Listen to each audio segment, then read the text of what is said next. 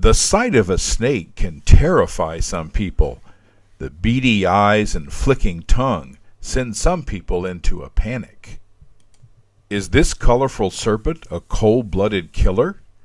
Yes, it's cold-blooded, as are all reptiles, and yes, it kills insects, its main diet. In contrast to the colorful garter snake, this snake can grow to be the largest in the world. Meet the anaconda, a constrictor that can kill and eat a hog.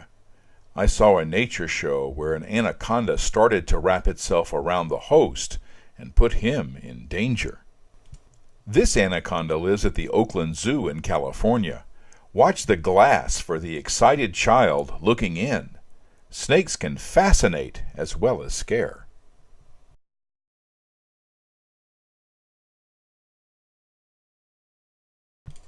Some think that snakes are slimy, but they're not.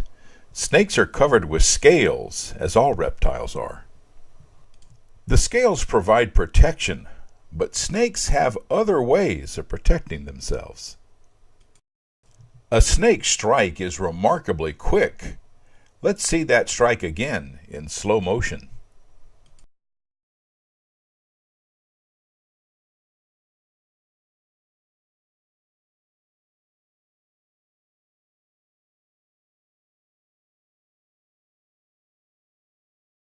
That strike could result in a nasty bite wound, but garter snakes are not poisonous. That can't be said for the rattlesnake. A bite by this snake could be deadly if not followed up by medical help. A rattlesnake's tail vibrates when it's about to strike, giving a warning. Rattlesnakes are very important to keeping their ecosystem in balance, and they're more likely to flee from people than strike if given an escape route. This snake is of no concern to you unless you're a small rodent. This is a gopher snake. People like me see beauty in snakes, plus we recognize that some snakes do us a great service. A more likable reptile is the turtle.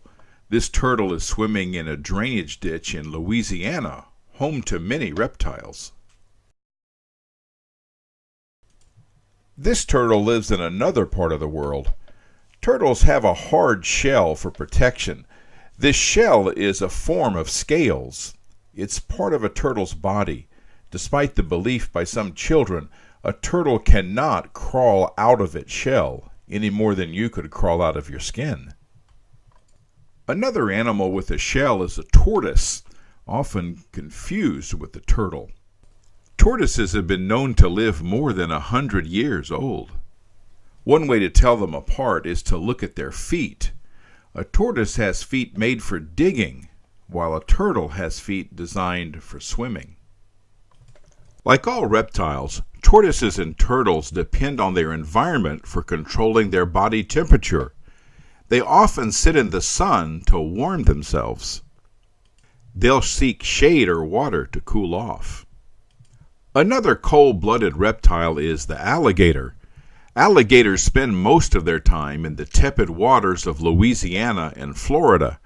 Alligators eat mostly turtles and other water-dwelling animals, but they're not picky eaters, and people can be in considerable danger if they're swimming in waters occupied by alligators. Dogs and cats can be endangered by alligators as well. Alligators are more likely to avoid people than to attack them, but gators that have been used to being fed, or if they're nesting and protecting their eggs, can become aggressive. It's safest to leave them alone. Alligators once received protection under the Endangered Species Act. They were being overhunted for their hides. Their population made a quick recovery, and they now can be hunted again. In the Florida Everglades, alligators somehow coexist with crocodiles. In Louisiana, alligators are alone. Crocodiles don't inhabit Louisiana. Only alligators. Viewed from above, an alligator's mouth appears wide and flat. You don't see teeth pointed up outside of the mouth on an alligator. Crocodiles are similar in appearance, but their mouth is more narrow. Don't worry, I'm not as close as this looks. This very old crocodile lives in Villahermosa, Mexico.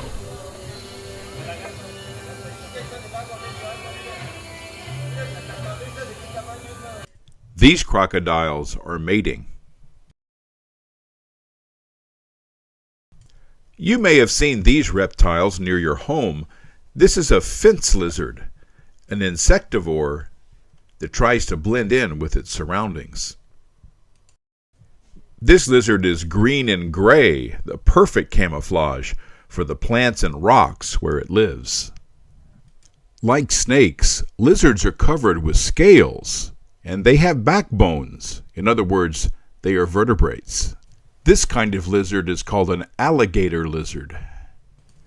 Lizards come in a variety of sizes and can live in a number of different habitats. Most lizards have the adaptation of camouflage. Their color allows them to blend into their environment. Since reptiles evolved before mammals, the human brain contains portions that are reptilian in nature.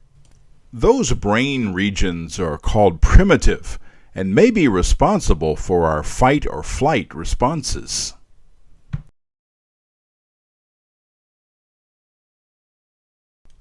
It's said that reptilian psychology was used to market the sports utility vehicle and to elect and re-elect a recent Republican president. If you're observing lizards in nature, you need a great deal of patience. Lizards spend much of their time just being still.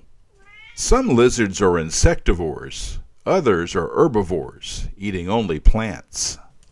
This is an iguana, a lizard that lives in Mexico. This one is at a Mesoamerican ruin.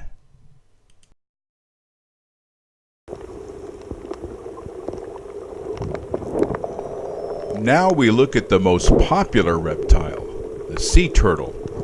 And one thing I enjoy about ramping up your English is sharing video and photos that I've taken. This video footage is not my work, though. We're enjoying video that I purchased from Video Blocks, a service that sells video footage and the right to share it with viewers. This video is taken underwater by videographers using scuba gear. As their name implies, sea turtles spend most of their lives in the water. They can stay submerged for great amounts of time, but they are reptiles, and they need to surface from time to breathe. Sea turtles differ from their landlubber cousins in several ways. The most obvious difference are their legs and feet. They have the form of flippers, allowing them to swim gracefully in the water.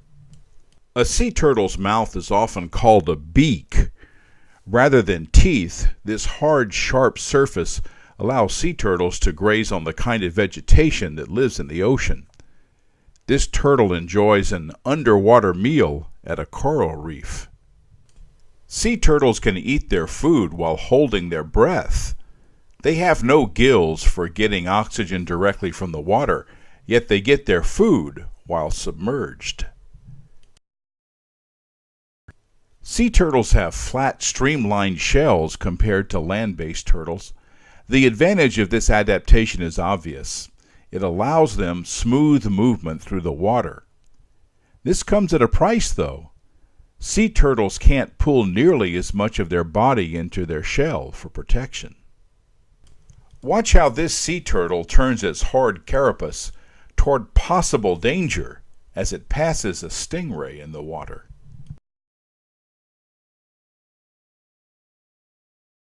The stingray seems preoccupied with digging itself into the seafloor, too much so to notice the passing turtle. While sea turtles spend most of their time in the water, the female must leave the comfort of this habitat in order to reproduce. While the ocean environment has its own challenges, the greatest threat to sea turtles is the loss of beach habitat, that habitat they need for laying their eggs, and for the newly hatched youngsters to find their way safely to the water. Because of beach development and collection of turtle eggs, most species of sea turtles are endangered. Many conservation-minded people feel that it's important to save sea turtles. That has resulted in protection of sea turtle habitat on land and at sea. President Obama set aside a vast marine sanctuary for survival of sea turtles and other marine life in the Pacific Ocean. Some beach hotels have changed their lighting to avoid confusing turtle hatchlings on their way to the sea, and volunteers guard the turtle nest from egg collectors and land animals that would dig up the eggs and prey on the hatchlings.